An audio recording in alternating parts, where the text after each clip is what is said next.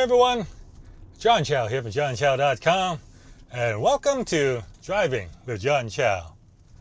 I want to do a little follow-up to my video from, I guess, a few videos back where I talk about buying a Tesla is the dumbest thing you can do, or buying an expensive car is the dumbest thing you can do. I got a comment from that video that went something along.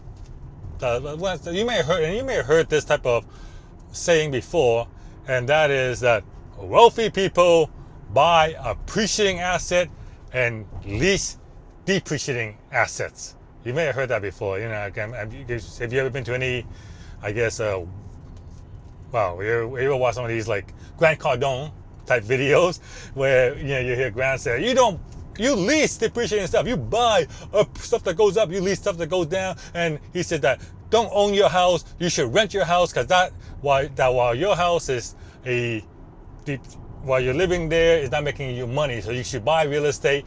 You should actually buy real estate that makes money and rent where you live.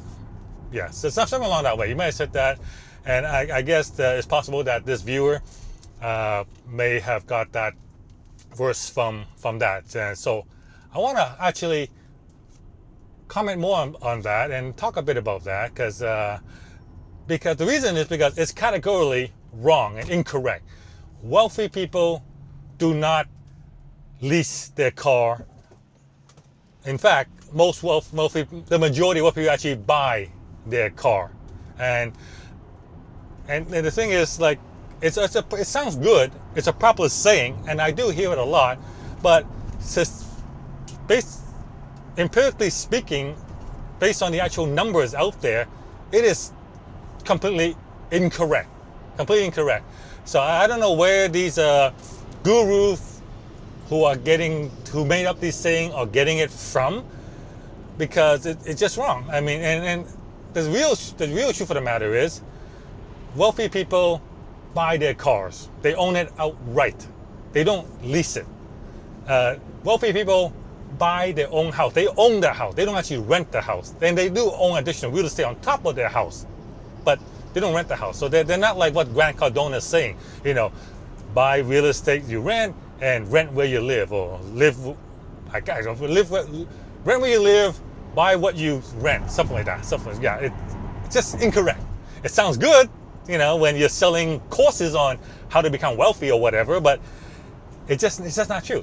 If you want to find the real number, then there's a book I recommend. It's called The Millionaire Next Door, and this is a New York Times bestseller. It's been published for many years now. It's updated. It's updated every year or so with the new numbers, and that you'll be eye open when you actually read the book to find out what is the makeup, or who is the millionaire, who really is a millionaire. And the image of a millionaire is not like what you see on TV. There's not the big, humongous houses in a big community with a fancy sports car. Not that at all. The average millionaire is really next door. They live in a middle class community. Most of them will drive a domestic sedan that's almost 10 years old. Now, you wonder, what in the world? Why? That's because it's simple as that. Remember what I talk about? You buy investment, things that go up. Well, the thing is, it's very tough to buy assets that depreciate if you're spending all your money on assets that depreciate. Right? So the average millionaire, this is why they live in a middle class community and not a super expensive gated community. And this is why they drive a car that's average almost 10 years old, because it's cheap. So that leaves a lot of their income to actually put into investment. So they become millionaires. Most of them become millionaire because of their investment, not because of their job. Right? I mean, it's really like I say, it's a cool saying, rent where you live and buy where you rent, or rich people buy appreciating asset and lease depreciating asset. Actually, no, it's not the case. That's not how it works. That's not how they became rich. It is simply not true. And if you want to find the real truth, I'll have a link below the video to the book, to Amazon, The Millionaire Next Door.